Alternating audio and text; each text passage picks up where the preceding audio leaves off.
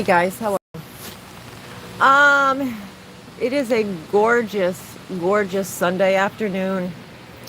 I just wanted to kind of update everybody on how our greenhouse transition has gone. Um, Let me just take a quick. Let me get into the doorway. Uh, so here in Oklahoma, we had a cold snap about 10 days ago. And it pretty much killed everything. Although now it is nice and warm again, and the plants that we didn't bring inside have regenerated, but we're not going to be bringing anything else in. But I kind of wanted to walk you around. Now, mind you, we don't have anything organized because this literally had to happen in 2 days. This entire structure had to be built in 2 days, and everything had to be up potted, and everything had to be brought inside. So we have not had a chance yet to organize anything. But I wanted to show you guys how things are progressing in here since they've been moved in here. Now, they really didn't have much of a shock at all. They actually kind of really adjusted very, very well. Let's take a look. I mean, we've got new pods on. We've got beautiful flowers coming. This plant way back in here, this is the Amityville Chocolate Trinidad Moruga Scorpion Cross. This is the F1. She's a monster. See if you can get in there and see that. Let me see if I can show this to you. Beautifully done, beautifully done. Flowers everywhere. These, like I said, these are F1. What do we got hiding in here? Look at these babies. Really such a really, really nice transition. Even though this plant is really great and big and tall and seems healthy, I'm really going to try to promote more of a downward type of growth, down more toward the stem area. You know, peppers that are closer to the stem are hotter, and that's just it's not an opinion, that's just kind of a science and horticultural observation made through science. Honestly, I knew why and now I forgot, so I'm not going to try to explain why, but I know that generally within your first two sets is where your hottest peppers are. Now, our testers have been getting pods from all the way up there. So even though, look at these. So even though, our testers are liking them, they're liking what the F1s are coming out to be. They really haven't had a chance to have the full effect of, I think, what this pepper's worth really is. And so hopefully I can start promoting some more downward growth and flower buds, so I can start getting some that are from the bottom. Look at this here. Look at how beautiful this is. Now we just did a Beastie Bloom maybe a week ago, and so it's really proven itself. Let me walk around. This here, I love this plant. This is actually a prematali cross, not a purposeful cross. This was something that was accidental from one of our open pollinated pods. But you know what? I had to keep it. Look at how big these are and how awesome. These things are so awesome. We haven't sent any out to our testers yet. I've been trying to, not now because we had to move everything inside, but the first round we got outside, I did isolate some of those seeds from some of the nicest peppers. But now that she's inside, I'm going to have to try to re-isolate some of these flower bunches. But look at how gorgeous. Really, really, really beautiful. And again, this is a prematali cross. I almost want to think it crossed with a golden ghost. Because if you look over here, look at this. So I really think it crossed with a golden ghost. So Once it starts to generate its own fresh flowers, I'm gonna then kind of isolate from there. This is one of our Druidias. This one actually looks rather offensive from a, you can't see what I'm seeing, but it looks rather funny. But this is one of the Druidias. We have three different variants of this Druidia. And again, this is an F1. Our testers just did, let me bring you over here. Our testers just did off this plant here. This is F1, plant 1, pheno 2. That's how I have these categorized. They're okay. I don't know if we'll continue them. They're smaller than the original Druidias, so I'm not sure what we're going to do with those guys. Here we have a showstopper. We did keep a showstopper. She's looking pretty good. I know you can't tell, but she actually is looking good. If you look up here, she's definitely flowering. She's definitely acclimating well, I would say. And then, excuse me, guys. So back here we have one of our Pimenta Puma hob plants. These are gorgeous. A lot of these go out in our boxes just because they are beautiful. And boy, I hope I don't have any comments I'm missing. Oh, hi. Now I can see Holy Monkey. I'm sorry. How are you? I wasn't seeing any comments. I'm sorry. These are nice. You know what? They're a little warmer than a regular habanero. You can see the Pimenta Puma that comes through with that really nice blushing. And obviously the leaves blush as well. And when these pods come on, they come on nice and dark. And then they go to a green. And then they eventually turn. Hey, Steve! And then they eventually turn this really beautiful, beautiful blushing pod. And like I said, they're a little warmer than an average Pimenta Puma. And then this one I love. So this one has more of the pimento in it. Pimento denied. I'm not saying that right. I think it's Pimenta denied, but work with me here. So this has a lot darker blushing. So this is the more of a variant. I've been trying to kind of stabilize this darker color. So this plant, or this is probably F3 now. I'm really trying to get it so that it's really dark and it has, see that, the yellow highlights versus the other ones which are yellow and have more of the blushing highlights. So now I want to show you something really special, and I can't wait for my testers to grab this. This is gorgeous. Look at these babies. Thank you, Steve. Now, these also are a Primatali cross. And I'm not going to tell you what they're crossed with yet. They're going to go through our testers. And if they are worthy enough to move on, then we'll talk about the cross. But look, these guys are just, can you see this back here? I hope you can. Really cool profile.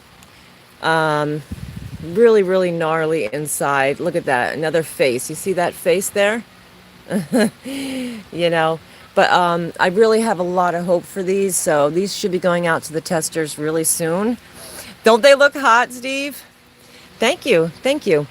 Okay, what are we moving on to? Okay, so, and like I said, guys, I have to get in here, and Mike and I need to get everything separated, but it was so cold, and we did this in such a hurry that right now everything's just kind of chilling out in here. These are the mustard shockers, and we do absolutely love these. For the most part, they're stable. They still have a little bit to go. As you can see, some of them will get a tail still, but for the most part, this is pretty much what they're looking like. And then they kind of finish off to this really nice look. So we like these shockers. They've been lighting some guys up here, so I'm really happy about that. Come back here, we have some Primatali growing. a lot of new growth is coming on. If you can see this, a lot of growth. I haven't even had a chance to trim much back. They've just come inside and they just started blowing up on me. But they really are something. Got some more back here. But I mean, as you can see, I mean, they're healthy, they're happy. They're definitely happy, that's for sure. Oh, good. I'm glad the video quality is good. What else do we got? Let me move along here. What do we have? Oh, I love these. Okay, so these are Golden Ghost. Absolutely beautiful. Really, really, really, really nice. The top of this plant is just exploding.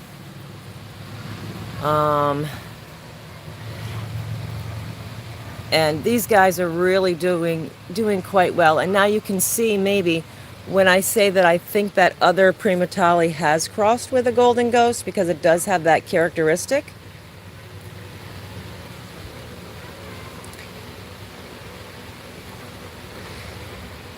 What else do we got? Okay, so, I want to show you guys these too.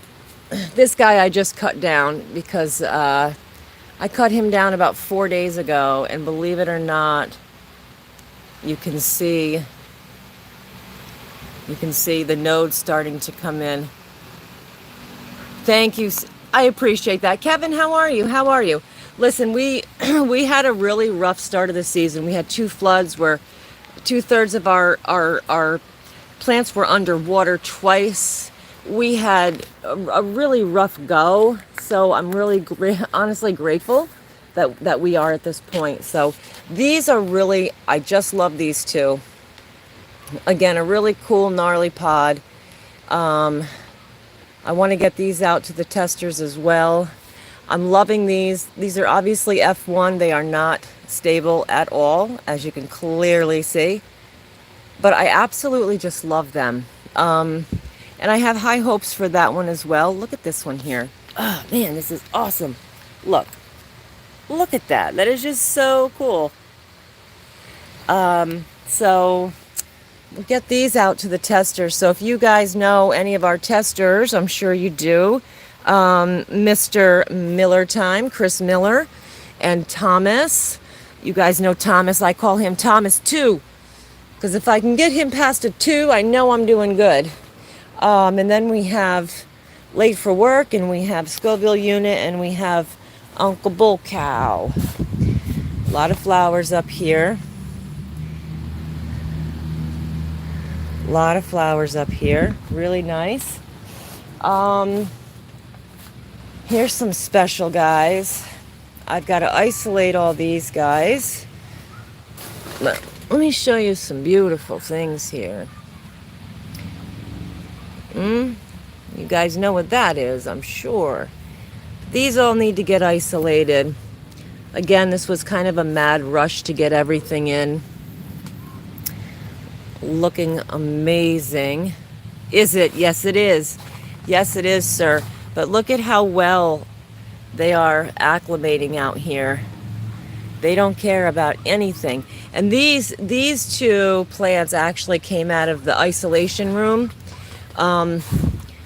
Only because I really wanted them to have some natural light, some wind, and all the naturalness. But this whole section is going to be netted off again. Once we pull everything off, anything that's not potted gets pinched, and then I can start my netting process again.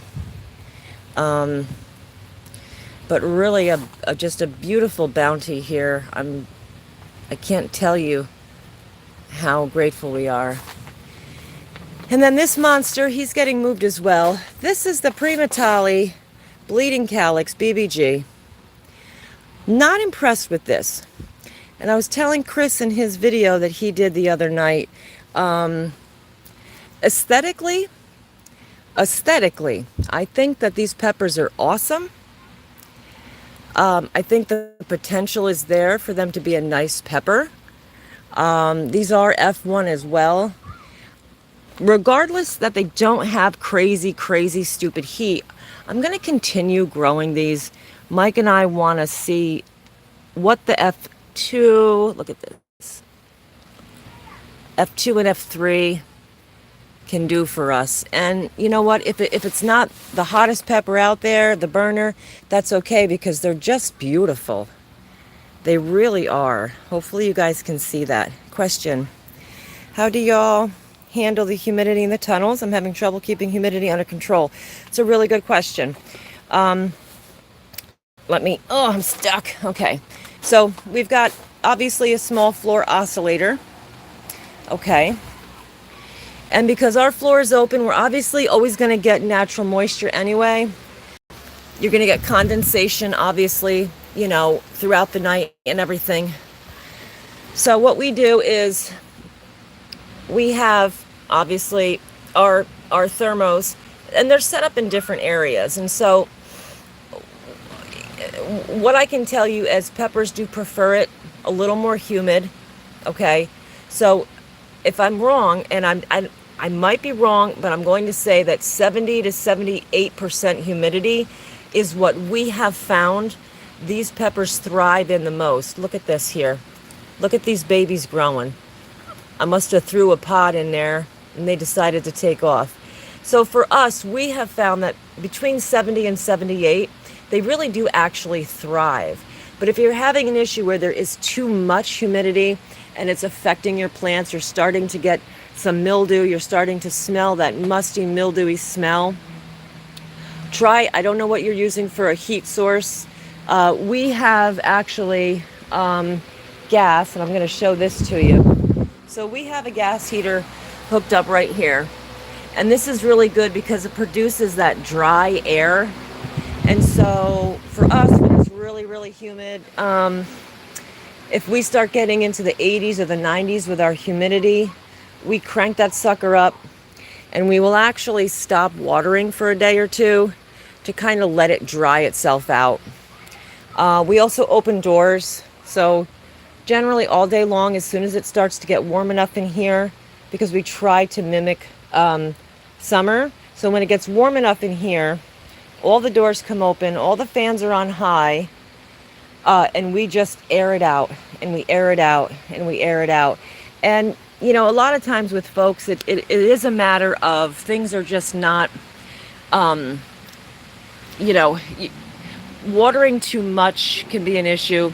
In the wintertime, you want to pull back on your watering because it's not evaporating enough on its own. And so you will get that damp, that musty, that humid air. So just try to always circulate. A wood stove is perfect. Wood stove is great because it, again, has that dry air, right? Like I'm from up north, way up north in the Adirondacks. And so whenever the wood stove would go on, we'd put a pot of water on it because it was just like, it would dry you out and it was horrible.